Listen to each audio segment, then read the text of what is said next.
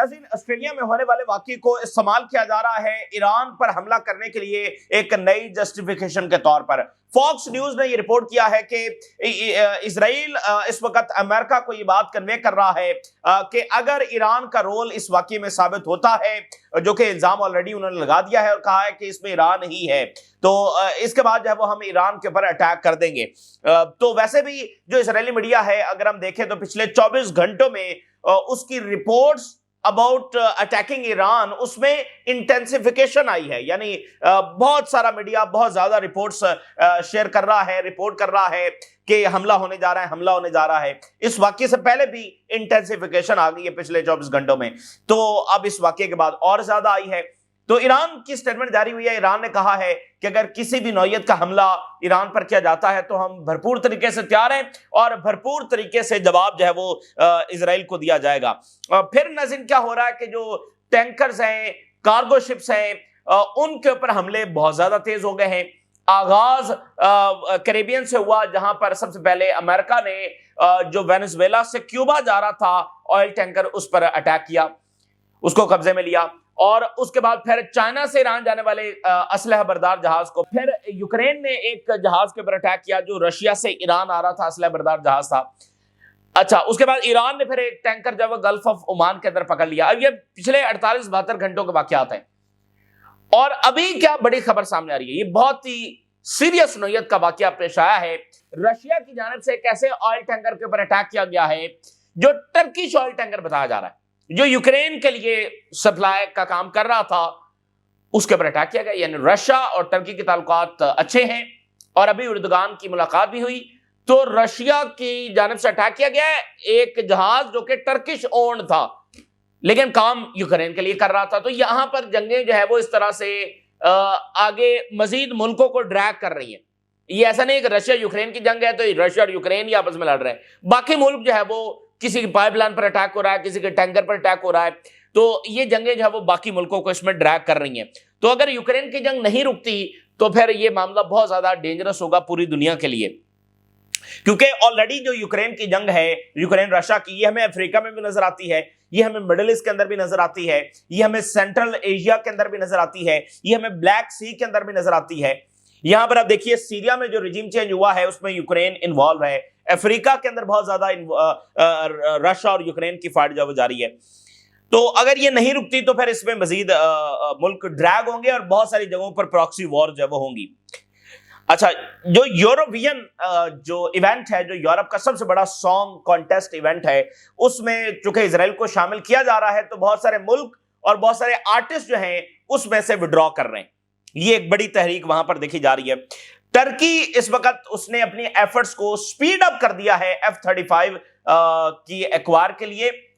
और उधर यूनान से ये खबर सामने आ रही है कि यूनान ने भी F-35 के लिए जोर लगाना शुरू कर दिया है और जो उनका एग्जिस्टिंग फ्लीट है फाइटर जेट्स का, उसकी अपग्रेडेशन जो है उसके लिए भी उसने अमेरिका के साथ बातचीत शुरू कर दी है।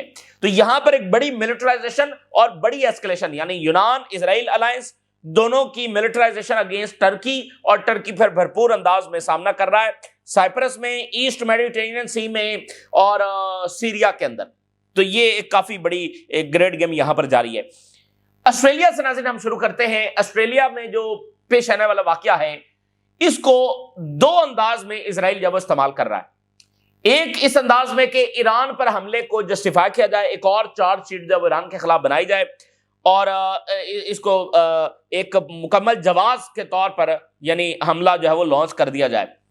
दूसरा जिस पर्पज के लिए इजराइल इस्तेमाल कर रहा है वो ये है कि वो इस नैरेटिव को और ज्यादा पुश कर रहा है कि ये जो तुमने फलस्तीनियों को रिकॉग्नाइज किया है, उनकी रियासत को रिकॉग्नाइज किया है, तो ये वो चीज है कि इससे एंटीसेमिटिज्म जब वो बढ़ रहा है। तो ये बिल्कुल दोनों फेक नैरेटिव्स हैं, दोनों को इस वक्त जब वो इस्तेमाल कर रहे हैं। अच्छा, इंटरेस्टिंग बात क्या है? इंटरेस्टिंग बात यह है कि जो हमलावर हैं उसको एक शख्स ने जाकर रोका, यानी जान की बाजी लगाकर जो है उसने बकायदा उससे जाकर बंदूक छीनी और उसके हमले को नाकाम बनाया। तो वो शख्स जब मुसलमान है, यानी जिसने उस हमलावर को जाकर रोका है, वो शख्स एक मुसलमान है और उसको 2 गोलियां भी लगी हैं, वो जख्मी भी हुआ है। तो بات یہ ہے کہ اس میں یعنی وہ پورا ریلیجن کو استعمال کر رہے ہیں اور پھر ایران کے خلاف، ٹھیک ہے نا. تو پھر ایران نے، سعودی عربیہ نے، باقی تمام ممالک نے اس کو کنڈیم بھی کیا ہے، اس واقعے کو کنڈیم بھی کیا ہے. لیکن آپ دیکھیے کہ انہوں نے پوری جینوسائیڈ کی ہے اور کر رہے ہیں اور جنگی جرائم کر رہے ہیں. تو ادھر کیا ہے کہ ایک واقعہ ہوا، اس کو سارے ملک کنڈیم کر رہے ہیں. تو اصل بات یہ ہے کہ یہ جو کچھ بھی ہو رہا ہے اس کا ذمہ دار ظاہر ہے کہ اسرائیل ہے. جو ریجن کے اندر وائلنس بڑھ رہا ہے یا باقی دنیا میں جو بھی چیزیں ہو رہی ہیں اس کا ذمہ دار جو اسرائیل ہے. اب یہ اسرائیل کہہ رہا ہے کہ our conviction جو ہے وہ has strengthened کہ Iran is one that directed the Sydney operation. اسرائیل اس بات کو بار بار دہرا رہا ہے کہ نہیں، ہم بالکل، ہمیں تسلی ہے کہ یہ ایران ہی نے اٹیک کروایا. لیکن کتنی ڈینجرس بات ہے، ایک واقعہ ہے اور ایک بہت بڑا واقعہ ہے، اس کو ایران کے اوپر ڈالا جا رہا ہے اور بار بار وہ اس بیانی کو جب پش کر رہے ہیں. نیتنیاہو یہ کہہ رہا ہے کہ اینٹی سیمیٹزم کو ڈیفیٹ کرنے کا ایک ہی طریقہ ہے، جیسے ہم اسرائیل جیسے ریئیکٹ کرتا ہے، جیسے اسرائیل جو کر رہا ہے ویسے ہی سب کو کرنا چاہیے. تو اسرائیل جو کر رہا ہے وہ تو سب کے سامنے ہے. پھر ہیرڈز نے لکھا ہے نیتنیاہو کے بیان کو، نیتنیاہو آن سڈنیز بیچ شوٹنگ. نیتنیاہو نے یہ کہا کہ آسٹریلیا کی جو پالیسی ہے پورز فیول آن اینٹی سیمیٹک فائر. اب آپ دیکھیں نا، یہ بڑی اہم بات ہے. ایک پوری گریٹ گیم ہے نا جو اس میں جاری ہے فلسطینی تنازع کے حوالے سے. یعنی وہ کیسے اسرائیلی لابی کام کیسے کرتی ہے، تو ایسے ہی نیریٹیوز کے ذریعے کام کرتی ہے نا. اس نیریٹیو کو سمجھنا بڑا امپورٹنٹ ہے.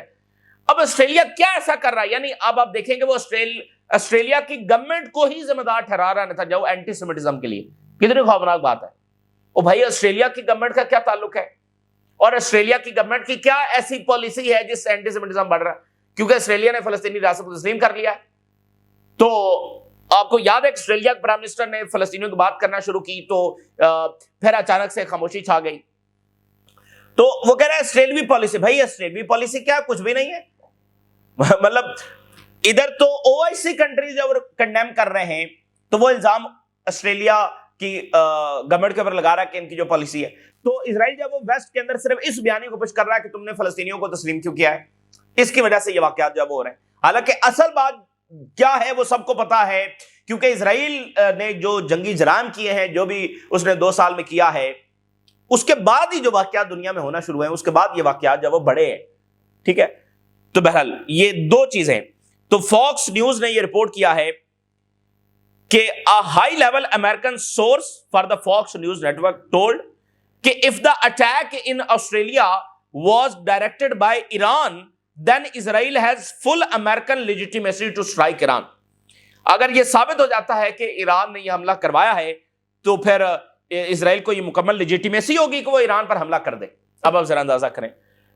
اچھا جی، اب یہ ثابت ہوگا، اسرائیل اور امریکہ کہہ دیں کہ یہ ثابت ہو گیا ہے تو پھر بس ثابت ہو جائے گا. مطلب اس کے لیے کون سا کوئی انویسٹیگیشن بیٹھنی ہے. اور مطلب آپ سوچیں ایران ایسا حملہ کیوں کروائے گا، وہ بھی آسٹریلیا کے سوال پر جا کر. کوئی توقع نہیں بنتی ہے، مطلب کوئی توقع نہیں بنتی ہے. اور وہ کہہ رہے ہیں وہ کس طرح ایک واقعے کو لنک کس طرح کر رہے ہیں. اور جو پہلے ایران پر حملہ ہوا پھر اس کی کیا جسٹیفیکیشن ہے. آپ کی جسٹیفیکیشن یہ ہے کہ حالانکہ ایران پر تیاری تو پہلے سے ہو رہی ہے، اس واقعے سے پہلے سے ہو رہی ہے. تو بہرحال اس سے کوئی فرق نہیں پڑتا کہ وہ کس چیز کو جسٹیفیکیشن کے طور پر استعمال کرتے ہیں. پہلے بھی ایران نے طاقت کے بل بوتے پر سروائیو کیا اور اب بھی وہ ایسے ہی کرے گا. تو ایران کے جو فارن منسٹر ہیں ان کی جو سٹیٹمنٹ جاری ہوئی ہے in response to the reports of potential Israeli attack, کیونکہ ادھر سے دھڑا دھڑ یہ رپورٹس آ رہی ہیں حملہ ہونے جا رہا ہے، حملہ ہونے جا رہا ہے. پچھلے 24 گھنٹوں سے یہ رپورٹس بڑھ گئی ہیں. اس واقعے سے پہلے بھی یہ رپورٹس بڑھ گئی تھی، اب زیادہ ہو گئی ہیں.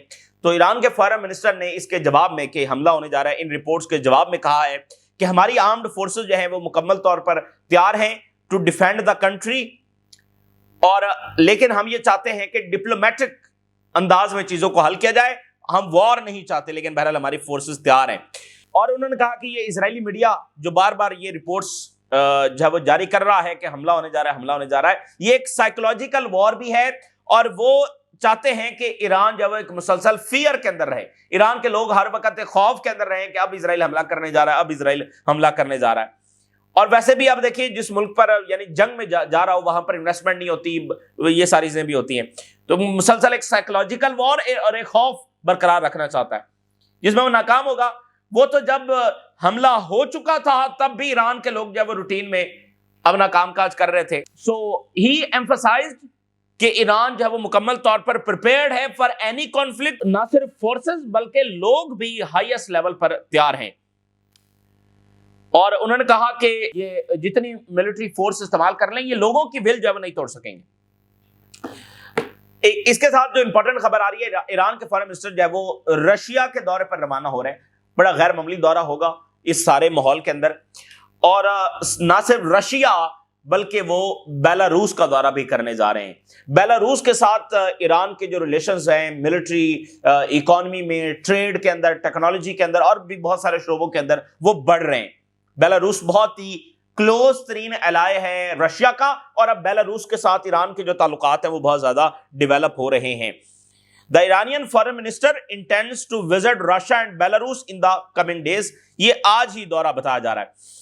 Iran foreign minister to visit Russia and Belarus, یہ آج سے ان کا دورہ جب وہ شروع ہو رہا ہے. تو یہ بڑا امپورٹنٹ ہونے جا رہا ہے یہ دورہ. اچھا، بڑی انٹرسٹنگ بات یہ ہے کہ ایران نے افغانستان اور پاکستان کا بھی ذکر کیا.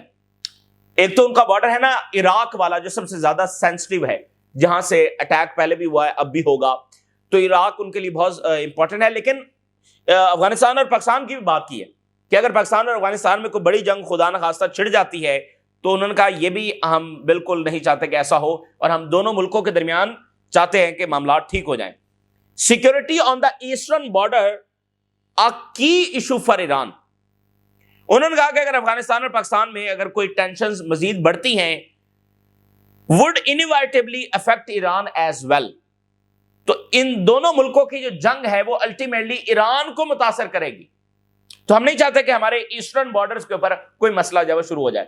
اور کچھ مہینے قبل ہم نے ایک رپورٹ آپ کے ساتھ شیئر کی تھی جس میں یہ بات سامنے آئی تھی کہ اسرائیل جو ہے وہ بلوچستان کے اندر، پاکستان کے صوبے بلوچستان کے اندر جو سیپریٹسٹ گروپس ہیں ان کو فنڈ کرنے کی، یہاں پر ایکٹیو ہونے کی جو وہ کوشش کر رہا ہے.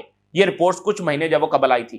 تو اس کا ایک مقصد یہ بھی ہے کہ یعنی ایران کا جو ایسٹرن بارڈر ہے وہاں پر بھی وہ ایکٹیو ہونا چاہ رہا ہے. عراق میں تو وہ موجود ہیں ہی ہیں، تو اس بارڈر کے اوپر بھی وہ ایکٹیو جب ہونا چاہ رہا ہے. تو ایران نہیں چاہتا کہ افغانستان اور پاکستان کے درمیان کوئی ایشوز جب وہ آگے بڑھے، لیکن مسائل تھوڑے سینسٹیو ہیں. اچھا، سمندروں میں ایک عجب فینومنا دیکھا جا رہا ہے. ٹینکرز اور کارگو شپس، اسلحہ بردار جہاز، ان کو قبضے میں لیا جا رہا ہے، ان کو اٹیک کیا جا رہا ہے. ایک بڑا جو سینسٹیو نوعیت کا واقعہ پیش آیا، ویری سینسٹیو. رشیا نے اٹیک کیا ہے اور پتہ یہ چل رہا ہے کہ یہ ٹرکش اونڈ یہ جہاز تھا. Russia damages Turkish owned vessels in attack on Ukrainian ports. حملہ یوکرین پر ہوا ہے، جہاز رشیا کا تھا. B B C, Turkish ferry damaged in strike at Ukrainian port. The Moscow Times. Ukraine says کہ Russia drone hit a Turkish cargo vessel in Black Sea. Attack on the grain corridor. یہ یعنی چونکہ Ukraine جو ہے یہ دنیا میں سب سے زیادہ گرین کا سپلائر ہے، گندم کا سب سے بڑا یہ سپلائر ہے. تو گرین کوریڈور یعنی یہیں سے تو وہ بلیک سی کے ذریعے ہی تو گندم سپلائی ہوتی ہے. سو گرین کوریڈور کے اوپر اٹیک ہوا ہے. یہ دنیا کے لیے بھی کوئی اچھی خبر نہیں ہے. رشیا ہٹس ٹرکش ویسلز ان دی بلیک سی. آغاز کس نے کیا ہے؟ یوکرین نے. یوکرین نے سب سے پہلے رشیا کے آئل ٹینکرز پر اٹیک کیا، پھر 24 گھنٹے پہلے انہوں نے ایک اسلحہ بردار جہاز پر اٹیک کیا جو رشیا سے ایران جا رہا تھا. اس سے پہلے آئل ٹینکر. تو آغاز یوکرین نے کیا. تو اب آپ صرف مائنڈ سیٹ دیکھیے ویسٹ کا، جو اپنے منہ سے کہتا ہے کہ یوکرین جیت نہیں سکتا. آپ سوچئے مطلب یہ کیا مائنڈ سیٹ ہے کہ یوکرین جیت نہیں سکتا، خود اپنے منہ سے کہتے پھرتے ہیں. پھر کیوں اس کو لڑوائے جا رہے ہیں، کیوں اس کو لڑوائے جا رہے ہیں؟ صرف نومبر کے اندر 25,000 یوکرینین فوجی جب مارے گئے اور 1 ملین سے زیادہ کیجویلٹی یوکرین کی ہو چکی ہیں. پھر یوکرین کو مسلسل کیوں لڑوایا جا رہا ہے جب وہ فاتح ہی نہیں ہو سکتا ہے؟ دیکھیں نا کتنی برہم دنیا کی سیاست ہے. تو اب یہ انہوں نے ایک نیا دروازہ کھولا، یوکرین سے حملہ کروا دیا آئل ٹینکرز کے اوپر. تو اب یہ ایک سن فلاور آئل لے کر یہ جہاز جا رہا تھا اور اس میں 11 ٹرکش سٹیزنز آن بورڈ تھے. 11 ٹرکش سٹیزنز اس میں موجود تھے. تو یہ جو ٹینکرز کے اوپر، جہازوں کے اوپر اٹیکس ہیں، یہ گلوبل اکانومی کے لیے بھی اچھے نہیں ہیں. ٹینکرز ہیں بڑے مہنگے ہوتے ہیں, بڑے کاسٹلی ہوتے ہیں, تو ان کو ڈسٹرائے ہونا ان کا جو ہے وہ بڑا گلوبل اکانومی کے لیے بھی اچھا نہیں ہے. اچھا, ادھر یوکرین کہہ رہا ہے کہ ہم نے ڈیپ انسائڈ پریسائز اٹیک جو رشین ٹیریٹری میں کیا ہے, یعنی وہ معاملے کو بڑھانے کی کوشش کر رہے ہیں جب یہ پیس ٹاکس چل رہی ہیں. رشیا کیا جواب آیا ہے؟ اس سے پہلے برطانیہ نے جنگ کی تیاری, نیٹو چیف نے کہا جنگ رشیا سے لڑنے کے لیے تیار ہو جاؤ.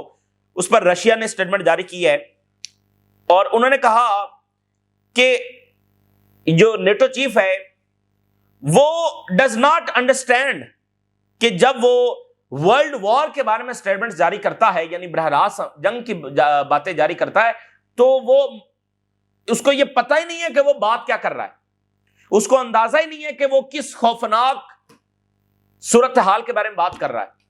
مطلب عالمی جنگ کے بارے میں بات کرنا, اس کو دعوت دینا, اس کو اندازہ ہی نہیں ہے کہ وہ بات کیا کر رہا ہے, اس کا مطلب کیا ہوگا. روتے جو ہے اس کی statements to prepare for direct war یہ ریفلیکٹ کرتی ہیں کہ یہ جو جنریشن ہے یہ بھول چکی ہیں the meaning of world war 2. بڑی سادہ سی لیکن امپورٹنٹ بات انہوں نے کی ہے. انہوں نے کہا کہ یہ اب نیٹو چیف کا کہنا کہ رشیا کے ساتھ جنگ کی تیاری کی جائے, تو آج کی جو جنریشن ہے وہ یہ بھول چکی ہے کہ ورلڈ وار 2 کا مطلب کیا تھا, یعنی اس میں کتنا نقصان ہوا, کتنی جانیں گئی, کتنا وہ بروٹل ٹائم تھا. دیکھیں نا کتنا بروٹل ٹائم تھا, کروڑوں لوگ لقمہ اجل بن گئے اور بہت خوفناک صورتحال تھی. تو اس نے کہا کہ اس کو پتہ ہی نہیں ہے کہ یہ کیا بات کر رہا ہے, یہ ورلڈ وار 2 کے میننگ کو بھول چکا ہے. میں ورلڈ وار 2 کی کتنی بڑی قیمت انسانیت نے چکائی ہے, اور یہ ایک اور تیسری عالمی جنگ کو دعوت دینے کی جب وہ بات کر رہا ہے, اس کو اندازہ نہیں ہے کہ یہ اپنے منہ سے کیا باتیں کر رہا ہے. تو ایرانین میڈیا نے لکھا ہے کہ tension in side Yemen in line with Israel's plot to disintegrate West Asia. یمن میں گریٹ گیم ہم نے آپ کو بتائی ہے کہ ایک سیپریٹسٹ گروپس جن کو اسرائیل سپورٹ کر رہا ہے, اور ہو سکتا ہے ان سے حملہ بھی کروا دیا جائے انصار اللہ کے اوپر, اور نارملائزیشن اور سیپریٹ کنٹری, یہ ساری چیزیں. تو ایران نے کہا ہے کہ یہ اسی اسرائیلی براڈر اسٹریٹجی کا حصہ ہے جس میں وہ ڈس انٹیگریٹ کرنا چاہتا ہے, پورے ویسٹ ایشیا کی کمر توڑ دینا چاہتا ہے اسرائیل. یہی اسرائیل کر رہا ہے. دیکھیں اسرائیل کی بنیادی ڈاکٹرائن یہی سمجھ آ رہی ہے کہ ملکوں کو جنگوں میں گھسیٹ کر اتنا ان کو تباہ کر دو. سیریا کی کوئی حالت ہے جنگ کرنے والی؟ عراق کسی جوگے بچا ہے جنگ کرنے کے لیے؟ تو لیبنان کو, یمن کو, ایران کو. ایک تھیری یہ بھی ڈسکس کی جاتی ہے, اس کو پہلے ہم نے 2-4 مرتبہ بیان کیا ہے, کہ عربز کو باقاعدہ اسرائیل نے ڈریگ کیا جنگوں میں, تاکہ چونکہ اسرائیل اس وقت پاورفل تھا, اس کو پتا تھا کہ اس کی صلاحیت زیادہ ہے, ان کے پاس وہ ویپنز نہیں ہیں, تو اسرائیل نے باقاعدہ ان کو ڈریگ کیا اپنے ساتھ جنگ کے لیے, تاکہ ان کی کمر توڑ دی جائے, ان کو اتنا کمزور کر دیا جائے کہ یہ اگلی کئی دہائیاں ہل نہ سکے. تو یہی کچھ ہمیں نظر آتا ہے. جارڈن اور مصر کہاں گئے, مطلب جنگیں لڑی ہیں اسرائیل کے ساتھ, اور آج پچھلی کئی دہائیوں سے ان کی حالت کیا ہے. جارڈن اب اسرائیل کی طرف جانے والے میزائل روکتا ہے, سوچے نا, اور باقی کسی کے پاس کوئی طاقت نہیں بچی. تو یعنی یہی اسرائیل کی اسٹریٹجی جب وہ نظر آتی ہے کہ وہ پورے ویسٹ ایشیا کی کمر توڑ دینا چاہتا ہے مسلسل جنگوں سے. اچھا, یورووین جو ہے اس میں اسرائیل کو شامل کیا گیا ہے, اور دیکھیں یہ معمولی واقعہ نہیں ہے, یہ بتاتا ہے کہ ویسٹرن گورنمنٹس کو کوئی فرق نہیں پڑتا اسرائیل نے جو کیا, اور وہ پوری طرح سے اس میں شامل ہیں. مطلب آپ سو کہتے رہے جنگی جرائم کیا ہے اسرائیل, بہت ایول ہے اسرائیل, فلانا ہے, ان کو کوئی فرق نہیں پڑتا ہے. انہوں نے ایک ایونٹ سے بھی اس کو نکالنا مناسب نہیں سمجھا ہے. تو وہاں پر اب ایک تحریک ہے, بہت سارے ملک جو ہے وہ وڈرا کر رہے ہیں, اور جو آرٹسٹ ہے وہ وڈرا کر رہے ہیں, اور ایک نیا فینومنا یہ ہے کہ جو ونرز ہیں وہ اپنی ٹرافیز واپس کر رہے ہیں. یورووین کے 1994 کے جو ونر ہیں to return trophy to over Israel participation, اسے بھی کوئی فرق نہیں پڑے گا. اتنی بڑی, اب دیکھیں یہ نا پورے 2 سال جو ہے نا یہ بڑی مطلب تاریخ ہے کہ پوری دنیا کی پبلک نکلی ہوئی ہے, ایک چیز ڈیمانڈ کر رہی ہے, وہ نہیں دی گئی. یہ دنیا کی تاریخ میں پہلی بار ہوا ہے کہ پوری دنیا کی پبلک نکل آئی ہے اور ایک چیز کی ڈیمانڈ کر رہی ہے, وہ نہیں دی گئی. اسرائیل کے خلاف کوئی عملی اقدام جو ویسٹ نے نہیں اٹھایا. تو ادھر جو ہے وہ ویسٹرن جرنلسٹ کو باقاعدہ اسرائیل جب وہ انٹیمیڈیٹ کر رہا ہے ویسٹرن جرنلسٹ کو, اور ان کو عجیب و غریب ان کے ساتھ سلوک کیا جاتا ہے, اب یہ ہیرڈز نے لکھا ہے کہ German journalist covering Gaza and Israel decry embassies atmosphere of intimidation. ان کو باقاعدہ وہاں پر بٹھا کر ان کے ساتھ عجیب و غریب سلوک جو وہ کیا جاتا ہے. says it is a pattern of pressure put on journalists covering Israel's war in Gaza. یہ مطلب ان کو ایمبیسی میں ویزے کے درمیان ان کو بہت برا سلوک ان کے ساتھ یعنی انٹیمیڈیٹ کیا جاتا ہے, ہراساں کیا جاتا ہے, دھمکایا جاتا ہے, پریشر ڈالا جاتا ہے تاکہ وہ اسرائیل کی مرضی کی رپورٹنگ کرے. Spearheaded by Israel ambassador to Germany. German journalist نے بتایا ہے کہ یہ اس میں باقاعدہ جو اسرائیلی ایمبیسڈر جرمنی میں بیٹھا ہوا ہے وہ پوری طرح سے اس کو مانیٹر کر رہا ہے. ایسی بدماشی بہرحال اسرائیل کی. لیبنان میں وہیکلز کے اوپر اٹیک ہوا ہے. Martyrs and injuries in Israeli strikes on civilian vehicles in southern Lebanon. اور ویسٹ بینک میں بہت بڑے اٹیکس اسرائیلی سیٹلرز نے کیے ہیں. Israeli settlers attack Palestinian village in West Bank wounding 9. کتنا یہ مطلب تکلیف دہ بات ہے کہ گھروں میں ولیجز میں گھس کر ان کو مارا جاتا ہے ان کی فیملیز بچوں کے سامنے. اور ایک بڑا ہارفک واقعہ یہ پیش آیا ہے کہ ایک اور فلسطینی نوجوان فلسطینی اس کی ڈیتھ ہو گئی ہے اسرائیلی کسٹڈی کے اندر ٹارچر کی وجہ سے. آپ ذرا اندازہ لگائیں کہ ٹارچر سے اس کو مار دینا, جان سے ہی مار دینا, کتنا ٹارچر کیا ہوگا. اس سے پہلے ٹارچر کی بڑی بڑی رپورٹس آتی ہیں. مطلب اس سے پہلے 21 ایئر اولڈ فلسطینی 8-10 دن قبل جب وہ اسرائیلی جیل کے اندر مارا گیا ٹارچر کی وجہ سے. اب ایک اور نوجوان فلسطینی ٹارچر سے اس کو جان سے ہی مار دیا. کتنا ٹارچر اس پر کیا ہوگا. یہ فلسطین کی جو داستان ہے یہ بڑی ہولناک داستان ہے. ادھر ٹرکی سے خبر یہ ہے کہ ٹرکی اپنی ایفرٹس کو بڑھا رہا ہے F-35 کو حاصل کرنے کے لیے. ٹھیک ہے نا. Turkey and United States are discussing American sanctions and obstacles preventing accession to the F-35. تو یہ ایک بڑی خبر ہے کہ ٹرکی اور یہ اس میں تیزی آ گئی ہے. لیکن ادھر یونان جس کے پیچھے اسرائیل ہے پورا ان کا الائنس ہے. Greece urged to quickly request US approval for F-16 upgrades. ایک خبر یہ ہو گئی کہ وہ تیزی کے ساتھ چاہ رہا ہے کہ اس کا F-16 جو ہے وہ اس کو اپ گریڈ کر دیا جائے, امریکہ اس کے منظوری دے. اور دوسری خبر First delivery of F-35 stealth fighters to Greece expected in late 2028. اب آپ یہ دیکھیے 2027, 2028, 2029. 2027 میں خبر یہ ہے کہ چائنا تائیوان کے اوپر اٹیک کر دے گا. 2027 میں خبر یہ ہے کہ جو امریکہ ہے وہ نیٹو سے نکل جائے گا. 2028-29 تک پیوٹن نے کہہ رکھا ہے کہ ہو سکتا ہے ہماری براہ راست جنگ ہو جائے.